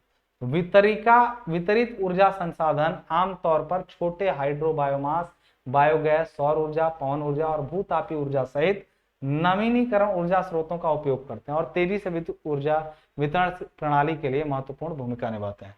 यानी डिस्ट्रीब्यूटेड जनरेशन सिस्टम का मतलब ही है जो जहां पे जनरेशन हो रहा है पावर का, वहां से डिस्ट्रीब्यूशन उसका कैसे कैसे हो रहा है उनकी बात कर रहा है कि पावर प्लांट से चल करके अलग अलग तरीके से जो बिजली होती है यहाँ पहुंचती है। हाइड्रो, बायोमास, बायोगैस, सौर ऊर्जा, पवन ऊर्जा और भूतापीय ऊर्जा सहित नवीकरणीय ऊर्जा स्रोतों का उपयोग करते हैं और तेजी से विद्युत ऊर्जा वितरण प्रणाली के लिए महत्वपूर्ण भूमिका निभाते हैं। बिजली के भंडारण के लिए ग्रिड से जुड़े डिवाइस को भी वितरित ऊर्जा प्रणाली के रूप में वर्गीकृत किया जा सकता है और अक्सर इसे वितरित ऊर्जा भंडार प्रणाली कहा जाता है। बिजली वितरण प्रणाली में जितने भी सिस्टम लगे रहते हैं सब डिस्ट्रीब्यूटेड जनरेशन सिस्टम के पार्ट होते हैं। वितरण अर्थात यहाँ लिखा गया है कि वितरण अर्थात डिस्ट्रीब्यूशन का अर्थ है कि विद्युत शक्ति को शहरी इलाकों में कम वोल्टेज पर भेजना। ट्रांसमिशन लाइन के बीच में से सीधे विद्युत शक्ति नहीं ले सकते हैं, कहीं पे जहां बन रहा है वहीं सीधे बिजली नहीं ले सकते हैं, जबकि वितरण लाइन के बीच में से विद्युत शक्ति को नियंत्रित करके सप्लाई ले सकते हैं। विद्युत शक्ति की ट्रांसमिशन तथा डिस्ट्रीब्यूशन लाइनें 2 प्रकार की होती हैं, एक ओवरहेड लाइन प्रणाली, एक अंडरग्राउंड। ओवरहेड मतलब जो खंभों से बिजली जाती है ना, खंबे खंबे, उसको ओवरहेड, और एक अंडरग्राउंड प्रणाली भी होती है कि बिजली का केबल अंदर से जाए। ये अभी भारत में सक्सेस नहीं है। तो distribution system, distributed generation system में एक पावर प्लांट से आपके घर तक जब बिजली पहुंच रही है उसमें जितनी चीजें पाई जा रही हैं वो सब डिस्ट्रीब्यूशन सिस्टम का हिस्सा है। ठीक है, अगला चैप्टर है आपका ऊष्मीय उपयोगिताओं में ऊर्जा दक्षता। ऊष्मीय उपयोगिता मतलब जो भी थर्मल यूटिलिटीज हैं उसके अंदर एनर्जी। थर्मल यूटिलिटीज में बॉयलर सबसे नंबर 1 पर आता है। बॉयलर, पहले बात तो ये जान लीजिए कि ऊष्मा ऊर्जा पर संक्षिप्त टिप्पणी लिखना है। ऊष्मा ऊर्जा यानी थर्मल एनर्जी क्या है, ठीक है ना। तापीय ऊर्जा परमाणु या अणुओं की गतिशील ऊर्जा के कारण किसी वस्तु की आंतरिक ऊर्जा है, यानी किसी वस्तु में अगर परमाणु गतिशील है तो उसकी वजह से उसका तापमान ज्यादा होगा और उसका वजह है उसके अंदर उपस्थित ऊर्जा। एक गर्म वस्तु के परमाणु या अणुओं में एक ठंडे वस्तु की तुलना में अधिक गतिशील ऊर्जा होती है। मैं एक बात बता दूं, किसी वस्तु का जो तापमान होता है ना, किसी भी वस्तु का तापमान वो उसके अणुओं की गतिशीलता के कारण होता है। यदि कोई चीज गर्म है तो इसका मतलब उसके अंदर जो मॉलिक्यूल है वो तेजी से मूव कर रहा है, इसी वजह से वो गर्म है, बस और कोई बात नहीं। जानते हैं जब इन अणुओं की गति शून्य हो जाती है, वाइब्रेशनल काइनेटिक एनर्जी जीरो हो जाती है, तो उस समय इनका तापमान 0 केल्विन हो जाता है। 0 केल्विन, इसीलिए बोलते हैं तापमान 0 केल्विन से नीचे नहीं जा सकता, क्योंकि उतने पर सभी तरह के पदार्थों की वाइब्रेशनल काइनेटिक एनर्जी शून्य हो जाती है, और शून्य से वो नीचे क्या जाएगा, कोई किसी की गति शून्य हो गई तो क्या गति रुकेगा ही ना, उससे ज्यादा माइनस में होगा नहीं, तो इसलिए तापमान 0 केल्विन से नीचे नहीं जा सकता। तापीय ऊर्जा दो मुख्य स्रोतों में विभाजित है, क्या है, प्राथमिक स्रोत क्या है। इस तरह के स्रोतों में महासागर, समुद्र, जीवाश्म आदि शामिल है। प्राथमिक स्रोत अटूट, अक्षय और गैर विभाजित है। पूर्व तापीय जल और पदार्थों जो संलयन ऊर्जा के उत्पादन के लिए इस्तेमाल किया जा सकता है आदि शामिल है। दूसरे समूह सौर, पवन ऊर्जा और जल संसाधन शामिल है। इसके अलावा प्राथमिक स्रोत में गैस, तेल, कोयला आदि शामिल है। माध्यमिक स्रोत कौन से हैं, ऐसे पदार्थ जिनमें से ऊर्जा संभावित लोगों की गतिविधि पर निर्भर करता है। उदाहरण के लिए गर्म हवा है का उत्सर्जन, नगर निगम के कचरे, औद्योगिक शीतलक, गर्म निकास, मतलब इंडस्ट्रियल में जो कूलर लगे रहते हैं या एसी लगे रहते हैं उनसे गर्म हवा निकल रही है, ये सब गर्म हवा के सोर्स है। ये गर्म हवा के सोर्स पता रहा है, समुद्र का पानी गर्म हो जाता है, वो भी थर्मल एनर्जी का बहुत बड़ा सोर्स है। और जो अलग अलग मध्यम स्रोत है वो भी है। प्राथमिक स्रोत तो वही है, पानी वानी गर्म हुआ या कोयला जहां जल रहा है। उष्मा ऊर्जा वर्तमान में जीवाश्म ईंधन का उपयोग करके निर्मित की जाती है, ज्यादातर जीवाश्म ईंधन जलने से। और तापीय ऊर्जा का फार्मूला होता है Q बराबर Cm इंटू डेल्टा टी। सी क्या होता है, विशिष्ट उष्मा क्या होती है, किसी पदार्थ के तापमान के, किसी पदार्थ के 1 ग्राम द्रव्यमान का तापमान 1 डिग्री सेल्सियस बढ़ाने के लिए आवश्यक मात्रा। किसी पदार्थ के 1 ग्राम द्रव्यमान का तापमान 1 डिग्री सेल्सियस बढ़ाना रहे, मतलब उसको बोलते हैं सी, यानी विशिष्ट उष्मा, स्पेसिफिक हीट। मास अगर जैसे मान लीजिए 1 ग्राम के लिए सी लगेगा तो कितने ग्राम है, 1 डिग्री सेल्सियस ना बढ़ाना है तो कितने डिग्री सेल्सियस बढ़ाना है, तो ये उष्मा का हीट का फॉर्मूला है। सी विशिष्ट उष्मा, डेल्टा टी तापमांतर, एम क्या है, द्रव्यमान है। ये आप हाई स्कूल में पढ़े होंगे हीट वाले में, या फिर इंटरमीडिएट में भी है हीट चैप्टर। आगे पूछा बॉयलर क्या है, संक्षिप्त टिप्पणी लिखिए। बॉयलर समझते हैं, जिसमें बड़े बड़े पानी बॉयल किए जाते हैं और पानी की भाप से बिजली उत्पन्न की जाती है, या बड़ी बड़ी सीप चलाई जाती है, नावें। ठीक है, अब देखिए बॉयलर क्या होते हैं, संक्षिप्त टिप्पणी। बॉयलर यानी वाष्पक या बॉयलर एक बंद पात्र होता है जिसमें जल या कोई अन्य द्रव गर्म किया जाता है। इसमें गर्म करने से उत्पन्न वाष्प या भाप को बाहर निकलने की व्यवस्था भी होती है, जिससे वाष्प को विभिन्न प्रक्रमों या गर्म करके उपयोग में लाया जा सके। इसकी डिजाइन इस प्रकार की होती है कि गर्म करने पर कम से कम उष्मा बर्बाद हो तथा यह वाष्प का दाब भी सहन कर पाते। जब गर्म करते हैं तो बहुत तेज इसमें से हीट निकलती है, ऊर्जा, और उस हीट का प्रयोग करके हम लोग टरबाइन चला देते हैं। जानते हैं ना, कोयले से बिजली बनती है, कोयला जला के बॉयलर से भाप बनता है, उस भाप से बिजली बनती है। इसमें गर्म किया हुआ या वाष्पीकृत तरल को निकालकर विभिन्न प्रक्रमों या उष्मीकरण के लिए प्रयुक्त किया जाता है, जैसे जल का उष्मीकरण, केंद्रीय उष्मीकरण, भोजन बनाने और सफाई आदि। मजबूती और दाब सहन करने की दृष्टि से बॉयलर की सर्वोत्तम आकृति गोल ही होनी चाहिए, लेकिन इसे बिल्कुल सही बनाने, स्थिरता पूर्वक टिकाकर बैठाने और आग की गर्मी को अधिक से अधिक मात्रा में पानी या जल तक पहुंचाकर पानी को भाप बनाने में बड़ी कठिनाई होती है। बिल्कुल गोल बॉयलर बड़ा अच्छा होता है, लेकिन गोल बॉयलर को टिकाना, आग उग लगाना बड़ा मुश्किल होता है। मजबूती की दृष्टि से गोलाकार के बाद दूसरी सबसे अच्छी आकृति बेलनाकार है। बिल्कुल गोल यदि नहीं बन पाया बॉयलर, चूंकि बन तो जाएगा लेकिन उसमें अच्छा मतलब टिक नहीं पाता है सही से, इसलिए बेलनाकार बनाया जाता है बॉयलर को।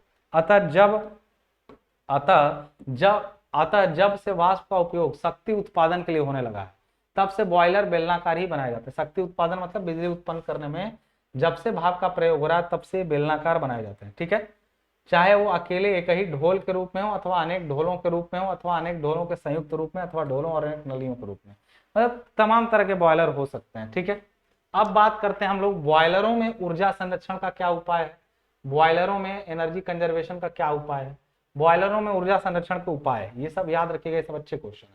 ईंधन फायरिंग उपकरण जैसे बर्नर, मैकेनिकल स्टोकर आदि का उचित चयन करना चाहिए। जो आग जलाने के उपकरण होते हैं वो ठीक अच्छे क्वालिटी के हों। निर्माता विनिर्देशकों के अनुसार बर्नर टिप पर सही तापमान और ईंधन तेल का दबाव सुनिश्चित करें। उसके साथ बॉयलर भट्टियों और सहायक लेस के विकिरण के नुकसान को कम करें, जिसका अर्थ है बेहतर थर्मल इंसुलेशन। मतलब जब गर्म हो रहा है तो उसकी एनर्जी वेस्ट ना हो, उसको सही से इंसुलेट करिए, उसकी पूरी गर्मी अंदर के अंदर रहे, पानी को उबालने में जाए, जैसे आग जला के छोड़ दिए तो आग इधर उधर भी तो वेस्ट होगी, उसको अंदर ही अंदर आग लगाइए, इनसाइड आग लगे, ताकि अंदर ही पानी गर्म करे, पूरी भाप यूज हो। पीने के लिए पानी को बॉयलर में गर्म की प्रक्रिया को कम करें। बॉयलर हाउस के भीतर भाप और बिजली का उपयोग गंभीर जांच का अधीन होना चाहिए। उदाहरण के लिए राहत वाल्व और अन्य फिटिंग से भाप का नुकसान कम से कम होना चाहिए। ईंधन की खपत के लिए मीटर उत्पन्न और प्रेषित भाप को ठीक से बनाए रखा जाना चाहिए। ग्रिप गैसों का विश्लेषण करें और कार्बन डाइऑक्साइड तथा ऑक्सीजन स्तरों के इष्टतम प्रतिशत को प्राप्त करने का प्रयास करें। गैसों के एक निश्चित लेवल पर सही दहन हो पाता है ईंधन का। ईंधन के दहन के लिए गैसों का स्तर एकदम ठीक चाहिए होता है, ताकि बॉयलर में जो ईंधन जल रहा है वो ठीक तरह से काम करे। कोयला फायरिंग में प्राथमिक वायु का सही दबाव सुनिश्चित करें। उसके बाद बॉयलर भार में उतार चढ़ाव से बचने के लिए अपने प्रक्रिया संचालन को निर्धारित करें। अत्यधिक उतार चढ़ाव से बचें, वायु में गैस के रिसाव से बचें। अत्यधिक स्केलिंग और पर्याप्त कालिख को रोकने से उष्मा अंतरण सतहें साफ रहती हैं। बॉयलर को एफिशिएंट बनाने के तरीके। अच्छा, बॉयलर के साथ साथ कुछ एक चीज और होती है जिसको हम लोग बोलते हैं कूलिंग टावर। कूलिंग टावर यानी इसको बोलते हैं शीतलक मीनार या शीतलक टावर। जानते हैं, कहीं पर भी यदि कोई चीज बहुत ज्यादा गर्म है तो उसको ठंडा करने के लिए कूलिंग टावर बनाए जाते हैं, ठीक है ना। क्या कूलिंग टावर एक विशेष प्रकार का हीट एक्सचेंजर है, जिसमें पानी के तापमान को कम करने के लिए वायु और पानी को एक दूसरे के सीधे संपर्क में लाया। पानी को ठंडा करना तो फूंक फूंक मार के ठंडा नहीं कर देते हैं आप, तो एयर जो ये शीतलक टावर यानी आपका कूलिंग टावर होता है वो भी यही करता है। गर्म पानी को क्या कर देता है, बॉयलर से भाप निकलती है, भाप का तो प्रयोग कर लेते हैं, लेकिन जो पानी बचता है उसका क्या करें, उस पानी को डाल करके उसमें एयर कूलर में ठंडा कूलिंग टावर में डाल के ठंडा कर देते हैं। एक कूलिंग टावर का डायग्राम है, देखिए यहाँ पे पानी की कुछ मात्रा वाष्पीकृत हो जाती है, जिससे टावर के माध्यम से प्रसारित होने वाले पानी का तापमान कम हो जाता है। कूलिंग टावर के प्रकार दो तरह के होते हैं, एक तो नेचुरल हवा से करता है, नेचुरल ड्राफ्ट कूलिंग टावर। इस प्रकार के कूलिंग टावर में पंखे का इस्तेमाल वायु को घुमाने के लिए नहीं किया जाता है, यानी कोई पंखा नहीं लगा रहता है, बल्कि यहाँ पर चिमनी में गर्म वायु को घेरने से या गर्म वायु और आसपास की वायु के बीच दबाव अंतर पैदा करेगा। इस दबाव के कारण कूलिंग टावर में वायु प्रवेश करती है। इसके लिए बड़े हाइपरबोलिक ये देखिए यहाँ पे ये बना हुआ है सीधे, ये टावर का ना इनलेट है, यहाँ से गर्म पानी डाला जाता है और यहाँ से हॉट हवा बाहर निकल जाती है और यहाँ से ठंडी हवा प्रवेश करती है। यहाँ से ठंडी हवा घुसती है, यहाँ से इनलेट है पानी का, और जो गर्म हवा है वो इससे मिल करके क्या होती है, बाहर निकल आती है। इसको कूलिंग टावर बोलते हैं। इसमें कोई पंखा वंखा नहीं लगा रहता है, नेचुरल हवा से हो जाता है। लेकिन जो मैकेनिकल फोर्स होता है जिसमें पंखा लगा रहता है, क्या है ये मैकेनिकल फोर्स में क्या होगा, पंखा लगा रहेगा, तो उसी में देखिएगा यहाँ पे। तो इस प्रकार के कूलिंग टावर में वायु को प्रसारित करने के लिए पंखे का उपयोग किया जाता है। जब पावर प्लांट पीक लोड पर चलता है, मतलब ज्यादा लोड हो, तो इसके लिए बहुत अधिक शीतल जल की आवश्यकता होती है। पंखे को घुमाने के लिए लगभग 1000 आरपीएम की गति के साथ घूमने वाली मोटर का प्रयोग किया जाता है। इसका कार्य सिद्धांत प्राकृतिक ड्राफ्ट कूलिंग टावर के समान ही है। अंतर केवल यही है कि यहाँ पंखे को कूलिंग टावर पर प्रयोग किया गया है। यदि पंखे को टावर के शीर्ष पर लगाया जाता है तो उसे मैकेनिकल या फोर्स्ड कूलिंग टावर कहा जाता है। यह बहुत अधिक क्षमता की स्थापना के लिए सबसे लोकप्रिय है। यानी नेचुरल की जगह पर हम लोग क्या यूज कर सकते हैं, फोर्स्ड वाला, ठीक है ना। अगला आपका है चैप्टर जिसका नाम है ECBC यानी एनर्जी कंजर्वेशन बिल्डिंग कोड। ये सिविल वालों के लिए ठीक है। बिल्डिंग के अंदर जो बात होती है एनर्जी कंजर्वेशन की, उसकी बात करेंगे, ठीक है ना। अभी तक तो इलेक्ट्रिकल मशीनों वगैरह में ऊर्जा बचा रहे थे, अब हम बिल्डिंग के अंदर ऊर्जा कैसे बताएंगे। आप अपने घर में क्या उपाय करेंगे कि कम से कम बल्ब जलाना पड़े, कम से कम पंखा चलाना पड़े, कम से कम बिजली में पूरा घर चले, उसके मानक तैयार करता है ECBC। ECBC कौन है, ये एक संस्था है। ऊर्जा संरक्षण भवन संहिता यानी एनर्जी कंजर्वेशन बिल्डिंग कोड की विशेषताएं क्या है, निम्नलिखित है। यह कोड निष्क्रिय डिजाइन रणनीतियों को शामिल करके, निष्क्रिय मतलब जो इनएक्टिव होते हैं, शामिल करके भवन निर्माण डिजाइन में अक्षय ऊर्जा स्रोतों को एकीकृत करके बिल्डरों, डिजाइनरों और वास्तुकारों के लिए पैरामीटर बोलता है। ये बोलता है कि भैया ऐसे ही सबको बनाना है, जितने भी बिल्डर लोग हैं या आर्किटेक्ट हैं, इनका पालन करिए ताकि घर के अंदर रिन्यूएबल एनर्जी का प्रयोग ज्यादा हो, नॉन रिन्यूएबल का कम, ठीक है ना। ECBC का नया कोड BEE यानी ब्यूरो ऑफ एनर्जी एफिशिएंसी द्वारा संयुक्त राज्य America agency for international development यानी USAID से तकनीकी सहायता के साथ विकसित किया गया था। इसे US इंडिया द्विपक्षीय भागीदारी के रूप में एडवांस क्लीन एनर्जी के एक भाग के रूप में विकसित किया गया था। ECBC प्रकृति में स्वैच्छिक है और अधिकांश राज्यों यानी 22 राज्यों द्वारा स्वीकार किए जाते हैं। जिन्होंने अपने स्वयं संशोधनों को कोड में बदल दिया है। ठीक है। ईसीबीसी वाणिज्यिक भवनों यानी कमर्शियल बिल्डिंग के न्यूनतम ऊर्जा मानकों को निर्धारित करता है, जिसमें 100 किलोवाट या उससे 120 केवीए के अनुबंध की मांग होती है। ईसीबीसी अनुपालन भवनों को न्यूनतम ऊर्जा बचत 25% प्रदर्शित करने की आवश्यकता है। आगे 35% और 50% ऊर्जा बचत से नए भवनों को क्रमशः उच्च ग्रेड जैसे ईसीबीसी प्लस या सुपर ईसीबीसी का दर्जा प्राप्त होगा। तो ऐसे ये चीजें होती हैं। ईसीबीसी एक तरह की संस्था है। देख लीजिए क्या है, ऊर्जा संरक्षण भवन संहिता के महत्व पर प्रकाश डालिए। ये क्या है महत्व इसका कहें, कोड ने वर्तमान के साथ साथ भविष्य में ऊर्जा की खपत को कम करने और कम कार्बन विकास को बढ़ावा देने के लिए भविष्य की प्रगति को भी शामिल किया है।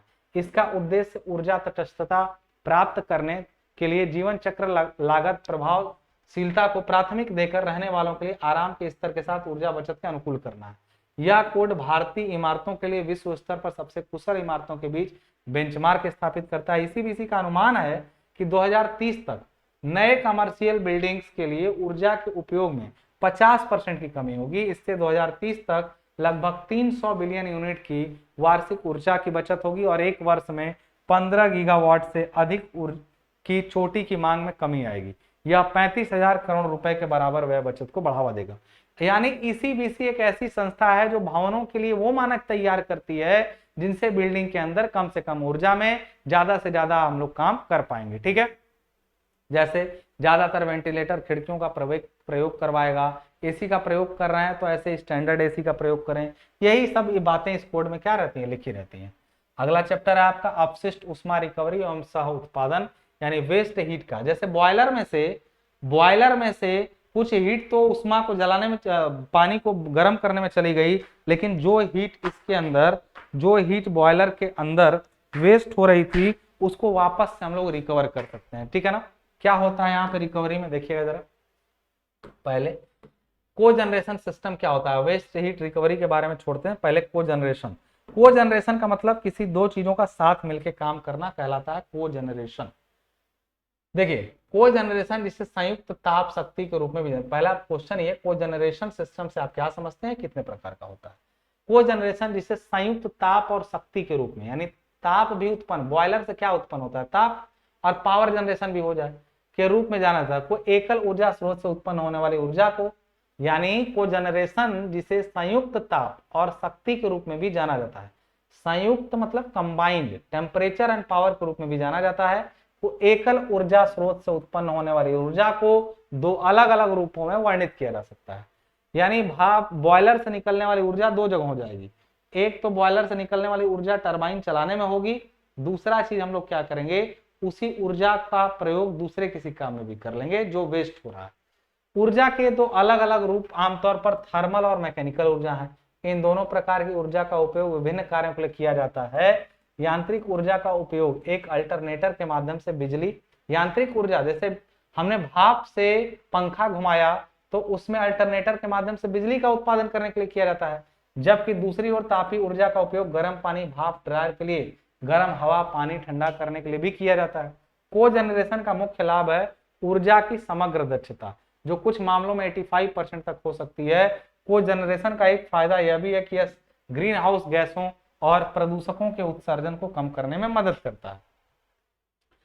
अब यहां पर बात करते हैं हम लोग किसकी, कि कोजनरेशन सिस्टम के प्रकार तीन तरह के होते हैं। स्टीम टरबाइन कोजनरेशन, मतलब स्टीम कर रहे थे उसके साथ टरबाइन जुड़ा हुआ है, तो स्टीम से भाप निकालते हैं जिसका प्रयोग कई, जैसे मान लीजिए हमें डिस्टिल्ड वाटर चाहिए। डिस्टिल्ड वाटर मतलब हमें भाप को ठंडा किया हुआ पानी चाहिए, तो डिस्टिल मतलब होता है H2O। तो हम पानी को गर्म करके भाप बना रहे थे, भाप को वापस ठंडा करेंगे, ठंडा करके पानी ले लेंगे, लेकिन उसी भाप का प्रयोग हम लोग टरबाइन बनाने में भी कर सकते हैं। मतलब एक ही ऊर्जा स्रोत से दो काम कर लेना। दूसरा आंतरिक दहन इंजन को कोजनरेशन सिस्टम। आंतरिक दहन इंजन का मतलब इंटरनल कंबशन इंजन होता है, जिसके साथ में हम लोग जोड़ देते हैं टरबाइन को, जिससे इलेक्ट्रिक भी जनरेशन होता है। फिर उसी तरह गैस टरबाइन जनरेशन सिस्टम होता है। बस नाम याद करना है और ज्यादा कुछ नहीं, ठीक है ना। कोजनरेशन सिस्टम क्या है, अभी बताया था हमने क्या, कि कोजनरेशन, अभी इसी क्वेश्चन पूछा, कोजनरेशन जिसे संयुक्त ताप और शक्ति के रूप में भी जाना जाता है। वो एकल ऊर्जा स्रोत से उत्पन्न होने वाली ऊर्जा को दो अलग अलग रूपों में वर्णित किया जा सकता है, मतलब दो अलग अलग काम किए जा सकते हैं उसी से। आगे कह रहा है हीट रिकवरी पर संक्षिप्त टिप्पणी लिखिए। हीट रिकवरी क्या है? कहीं पर कोई हीट जैसे अपशिष्ट उष्मा रिकवरी एक वांछित उद्देश्य को अन्यत्र भरने उपकरण या मशीनरी के संचालन के एक अवांछित, हिंदी ज्यादा हो रहा है, मैं ये कह रहा हूं हीट रिकवरी का मतलब हुआ किसी उपकरण से निकलने वाली वेस्ट एनर्जी को, हीट एनर्जी को वापस से किसी दूसरे काम के लिए प्रयोग कर लेना, उसकी रिकवरी करना कहलाता है। या फिर मान लीजिए हम कहीं ऐसा कोई काम कर रहे हैं ना जहां से हीट निकल रही है, उसी हीट से हम कोई चीज गर्म कर लें, जैसे बॉयलर में उसको भेज दें, यानी बॉयलर से हम हीट को भेजें, भाप, मतलब बॉयलर में पानी गर्म हुआ, बॉयलर में पानी गर्म हुआ, भाप बनी, भाप को भेजें कहां पे हम लोग बताइए? भाप को भेजे हम लोग वापस टरबाइन पे, टरबाइन चला, लेकिन जो भाप से अभी भी उसमें गर्मी है, हमें टरबाइन में गर्मी नहीं चाहिए, टरबाइन में केवल भाप का प्रेशर चाहिए होता है, और उस गर्मी को वापस से लेके फिर से बॉयलर को गर्म करें, तो इसको कहते हैं कोजनरेशन सिस्टम। और हीट की रिकवरी के लिए वो साथ साथ लगा रहता है दोनों। ठीक है, अब अगला क्वेश्चन हमारा पूछ रहा है क्या कि अपशिष्ट, देखिए वहां पे इसी को पहले पूरा समझाया गया है, हीट रिकवरी को ही, हीट रिकवरी को क्या बोला गया पहले देख लीजिए एक बार। संक्षिप्त टिप्पणी लिखना है हीट रिकवरी पर कि अपशिष्ट उष्मा रिकवरी एक वांछित उद्देश्य को अन्यत्र भरने के लिए, मतलब एक उद्देश्य पूरा हो रहा था और दूसरे की भी प्रतिपूर्ति हो जाए। अपशिष्ट ताप यानी जो वेस्ट हीट है, अपशिष्ट ताप पुनरावृत्ति यानी वेस्ट हीट आपका रिफिलिंग, या फिर आप कह सकते हैं कि रिकवरी विधियां सरल से जटिल तक होती है। एक सामान्य सरल उदाहरण है घरेलू जल निकास ताप पुनर्प्राप्ति। इस विधि में एक सिंक या शावर नाली के नीचे जाने वाली उष्मा को नाली पाइप के आसपास जमा होने वाले तांबे के पाइप द्वारा बरामद किया जाता है। कुंडली का प्रयोग करके पानी को गर्म करने के लिए किया जाता है। केंद्रों में तरल शीतलन प्रणाली से बरामद उष्मा का उपयोग उन सुविधाओं के कुछ हिस्सों के लिए किया जा सकता है जहां गर्म तापमान वांछित है। अपशिष्ट उष्मा के अन्य स्रोत जिन्हें व्यवहारिक उपयोग के लिए पुनर्प्राप्त किया जा सकता है उनमें कार निकास, औद्योगिक निकास, थर्मोइलेक्ट्रिक पीढ़ी और टरबाइन शामिल है। अपशिष्ट ताप पुनरावृत्ति यानी हीट रिकवरी के उपयोग और लाभ क्या है? देखिए अपशिष्ट ताप पुनरावृत्ति यानी heat recovery, waste heat recovery का उपयोग प्रशीतन आवश्यकताओं को पूरा करने के लिए किया जाता है। अपशिष्ट ताप पुनरावृत्ति का उपयोग कम दाब और तापमान को नियंत्रित करने के लिए किया जाता है। बॉयलर और अवशोषण कूलर में अपशिष्ट ताप पुनरावृत्ति का उपयोग किया जाता है। लाभ इसके क्या है? अपशिष्ट ताप पुनरावृत्ति से आवश्यक ईंधन और ऊर्जा की खपत में कमी आती है। मान लीजिए कि सेम ही काम के लिए 2 बार गर्म करना पड़ा, जैसे मान लीजिए आप क्या कर रहे थे, पानी गर्म कर रहे थे, ठीक है, यदि आपके किचन में पानी आपको एक भगोने में गर्म करना है, ठीक है, आपको पानी गर्म करना था किसी को देने के लिए, तो एक काम करिए, इलाहाबाद वाले बच्चे क्या करते हैं तैयारी करने वाले, लोटे में चावल डाल करके उसी पानी में रख देते हैं, पानी भी गर्म हो गया, ये लोटे में चावल डाले थे, चावल पक गया, पानी बाद में अलग कर लिए, चावल अलग कर लिए, तो वो क्या किया, हम हीट को एक ही बार में काम निकाल लिए अपने, ठीक है ना। हाँ, अधिक ऊर्जा की खपत में कमी आती है। अप्रत्यक्ष लाभ इसके क्या है? प्रदूषण में कमी आती है, अगर ऊर्जा कम हम खर्च करेंगे प्रदूषण में कमी, उपकरण के आकार में कमी, कम सहायक ऊर्जा की खपत। हानियां क्या है? अपशिष्ट ताप पुनरावृत्ति का उपयोग करने के लिए सर्वप्रथम लागत शुरू में लगानी पड़ती है। अक्सर अपशिष्ट उष्मा का कम गुणवत्ता की होती है, मतलब जो हीट हमको वापस से मिलती है वो कम क्वालिटी की होती है। अतिरिक्त उपकरणों के लिए अतिरिक्त रखरखाव की लागत की आवश्यकता होती है। तो ये आपका हुआ हीट रिकवरी के बारे में। अब सामान्य है ऊर्जा बचत के उपाय यानी जनरल एनर्जी सेविंग टिप्स है, ये लास्ट चैप्टर है। मैं आपको एक चीज बता दूं, लास्ट नहीं मतलब एक चैप्टर एनर्जी ऑडिट भी है, इसके बाद एक चीज जान लीजिएगा, आपको ऊर्जा बचत के उपाय जब देगा ना तो किसी भी एक इंस्ट्रूमेंट में दे देगा। जैसे मैंने एग्जांपल के तौर पे रेफ्रिजरेटर में बचत के उपाय लिया, रेफ्रिजरेटर मतलब फ्रिज जो आपके घर में होता है, तो ऐसे ही वो बल्ब का दे सकता है, ऐसे ही मोटर का दे सकता है, किसी भी चीज में आप ये ढूंढिएगा कि कैसे ऊर्जा बचेगी। जैसे रेफ्रिजरेटर में देखिए क्या है, ज्यादा बड़ा रेफ्रिजरेटर नहीं खरीदना चाहिए क्योंकि बड़े फ्रिज से संभावित ऊर्जा और घर का स्थान बर्बाद होता है। फ्रिज के दरवाजे बार बार नहीं खोलने चाहिए क्योंकि दरवाजे बार बार खोलने से ऊर्जा की हानि होती है। फ्रिज को दीवार से कम 4 इंच दूर रखना चाहिए ताकि मोटर को ज्यादा काम न करना पड़े, ऊर्जा की हानि होगी। फ्रिज को गैस स्टोव या ओवन जैसी गर्मी के स्रोतों से दूर रखें। फ्रिज पर एक परीक्षण करें, किनारे पर एक कागज का टुकड़ा लगाकर फ्रिज का दरवाजा बंद कर दें और जांचें कि क्या आसानी से इसे बाहर निकाल सकते हैं। यानी फ्रिज का दरवाजा बंद करते समय उसमें एक कागज फंसा दीजिए, यदि आसानी से निकल जा रहा है तो समझिए फ्रिज गड़बड़ है, यदि हाँ तो अपने फ्रिज को बदलें या ठीक करें। कागज निकल गया तो फ्रिज को ठीक करना पड़ेगा। फ्रिज के अंदर गर्म भोजन रखने से बचना चाहिए। भोजन अंदर रखने से पहले भोजन को ठंडा होने दें। फ्रीजर में जमे भोजन को निकाल दें एवं जमी बर्फ को पिघला दें, यह शीतलन में मदद करता है। जितना संभव हो उतना फ्रिज खोलें कम से कम। उसके बाद अंदर के सामानों को सही ढंग से स्टॉक करें और एक लिस्ट को फ्रिज के दरवाजे पर टांग दें ताकि समय बर्बाद ना हो कि अंदर क्या रखा है। ठीक है। फ्रिज में अत्यधिक लोड करने से बचें, ज्यादा सामान न भरें।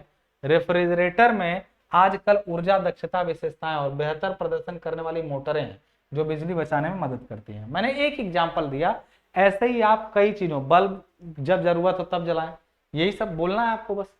ऊर्जा लेखा यानी एनर्जी ऑडिट क्या होता है, इसके बारे में एक सिंपल क्वेश्चन आता है। क्या आता है? ऊर्जा लेखा यानी एनर्जी ऑडिट का क्या अर्थ है, इसके क्या उद्देश्य है। एनर्जी ऑडिट जो है एक तरह का, देखिए ऊर्जा लेखा एक संगठन भी हो सकता है, प्रक्रिया भी हो सकती है, संयंत्र भी हो सकता है, उपकरण की ऊर्जा खपत का। ऊर्जा लेखा एक संगठन, प्रक्रिया, संयंत्र, उपकरण की ऊर्जा खपत का आधिकारिक वैज्ञानिक अध्ययन है। मान लीजिए हम अपने यहाँ कितनी ऊर्जा खपत कर रहे हैं, इसका लेखा जोखा को कहते हैं एनर्जी ऑडिट, जिसका उद्देश्य उत्पादकता को प्रभावित किए बिना ऊर्जा की बचत, जैसे हमारे यहाँ ऊर्जा जो खपत होती है काम करने में, उस ऊर्जा को अगर कोई लेखा जोखा रखे तो थोड़ी उसमें कमी भी की जा सकती है जहां जरूरत हो। ऊर्जा लागत में कमी के तरीकों को सुझाव देना, इसका काम ही है एनर्जी ऑडिट का कि ये कम करवाए। ईसीबीसी केवल बिल्डिंग में करती है, लेकिन एनर्जी ऑडिट हर जगह पे। ऊर्जा लेखा ऊर्जा प्रबंधन के क्षेत्र में निर्णय लेने के लिए एक व्यवस्थित दृष्टिकोण की कुंजी है। यह अपने उपयोग के साथ कुल ऊर्जा इनपुट को संतुलित करने का प्रयास करता है। ऊर्जा संरक्षण अधिनियम 2001 के अनुसार ऊर्जा ऑडिट को ऊर्जा के उपयोग की सत्यापन, निगरानी और विश्लेषण के रूप में परिभाषित किया गया, जिसमें लागत लाभ विश्लेषण के साथ ऊर्जा दक्षता में सुधार की तकनीकें रिपोर्ट प्रस्तुत करने, ऊर्जा की खपत को कम करने के लिए एक कार्य योजना सहित ऊर्जा का अधिक उपयोग शामिल है। ऊर्जा लेखा परीक्षा के उद्देश्य क्या है? उद्देश्य यही थे जो बताया गया। ऊर्जा लेखा का मुख्य उद्देश्य विभिन्न ऊर्जा स्रोतों के उपयोग के तरीकों के बारे में अधिक समझाने में मदद करता है और उन क्षेत्रों की पहचान करने में मदद करता है जहां पर कचरा हो सकता है और जहां पर सुधार की गुंजाइश हो सकती है। इस प्रकार ऊर्जा लेखा परीक्षा ऊर्जा प्रबंधन में उपयोग की जाने वाली अवधारणाओं में से एक है। बात समझ गए? तो ये पूरा का पूरा था एनर्जी ऑडिट के बारे में। ठीक है। अब आपका आता है ऊर्जा लेखा परीक्षा कितने प्रकार की होती है, यानी कितने प्रकार की होती है ऊर्जा लेखा परीक्षा। तो आप एक चीज जान लीजिए, ये मुख्य रूप से 2 प्रकार की होती है। आप किसी चीज को मोटा मोटा ऊर्जा की कमी करना चाहते हैं तो इसको बोलते हैं प्राइमरी, और एक डिटेल होता है, मतलब एक एक चीज का डिटेल चेक करना कि कहां कहां एनर्जी सेव हो सकती है। तो ऊर्जा लेखा 2 प्रकार की होती है। प्राइमरी लेखा परीक्षा, प्रारंभिक ऑडिट 10 दिनों के भीतर सीमित समय में किया जाता है और यह प्रमुख उपकरण, मतलब हमारे जगह पर आके एनर्जी ऑडिट में लोग चेक करेंगे कि इस जगह पर फटाफट चेक करें कि क्या क्या ऊर्जा में गड़बड़ी है या कैसे ठीक किया जा सकता है। ठीक है। प्रक्रियाओं में ऊर्जा लागत अपयोग को उजागर करता है। यह प्रमुख ऊर्जा आपूर्ति और मांग लेखांकन भी व्यक्त करता है। प्रारंभिक ऑडिट के दौरान उपयोग के लिए ऊर्जा इनपुट और आउटपुट से संबंधित डेटा एकत्रित किए जाते हैं। प्रारंभिक ऑडिट के बाद ऊर्जा ऑडिट का कार्य शुरू किया जाता है। प्रारंभिक ऑडिट में कम तकनीकी सिफारिशों को प्राथमिकता दी जाती है, जबकि विस्तृत ऊर्जा परीक्षा में क्या होता है? विस्तृत ऊर्जा ऑडिट, जिसे व्यापक ऊर्जा ऑडिट के रूप में भी जाना जाता है, इसमें इंजीनियरिंग सिफारिशें मतलब इंजीनियर प्राथमिकताओं के साथ अच्छी तरह से परिभाषित परियोजनाएं शामिल है। इसमें ऊर्जा की खपत को कम करने, लागत को कम करने के विकल्पों के लिए विस्तृत इंजीनियरिंग शामिल है। विस्तृत यानी व्यापक ऊर्जा ऑडिट एक संपूर्ण और व्यापक ऊर्जा ऑडिट है जो संयंत्र, मतलब ये कोई सीमेंट मैन्युफैक्चरिंग का प्लांट है। एक एनर्जी ऑडिट का मतलब हुआ उस प्लांट पर पूरा निरीक्षण करना कि उस प्लांट के अंदर जो मशीनें लगी हैं, अगर ये मशीन यहां न लग के यहां लगे तो ये जल्दी काम करेगी और लोगों को कम ऊर्जा की खपत होगी। मतलब किसी भी फैक्ट्री को बैठाना है, प्लांट को बैठाना है, तो उस पर एक प्राइमरी विजिट करके उसमें एनर्जी सेविंग टिप्स दिए जाए तो वो प्राइमरी हुआ। लेकिन उसमें एक एक चीज को डिटेल में चेक करके इंजीनियरिंग दृष्टिकोण से उसमें ऊर्जा सेविंग टिप्स बताए जाएं तो उसको बोलते हैं डिटेल्ड एनर्जी ऑडिट। समझ गए होंगे? ये जो लिखा है उसको मैं सरल शब्दों में बताया। किसी भी प्लांट का आप बनाए, कोई भी बड़ा फैक्ट्री है, उसमें एनर्जी ऑडिट का पालन करेंगे तो एनर्जी सेविंग क्या होगी? अच्छी होगी। ठीक है। तो ये था पूरा आपका एनर्जी कंजर्वेशन का थोड़ा ओवरव्यू। कुछ बातें अलग अलग ब्रांचों को अलग अलग दिक्कत दे सकती हैं, बट कोई बात नहीं, इसको थोड़ा सा लर्निंग में रटना पड़ता है, रट के जाइए एग्जाम में, कॉपी भर के आइएगा, कॉपी खाली नहीं छोड़नी है, सब ठीक होगा। धन्यवाद।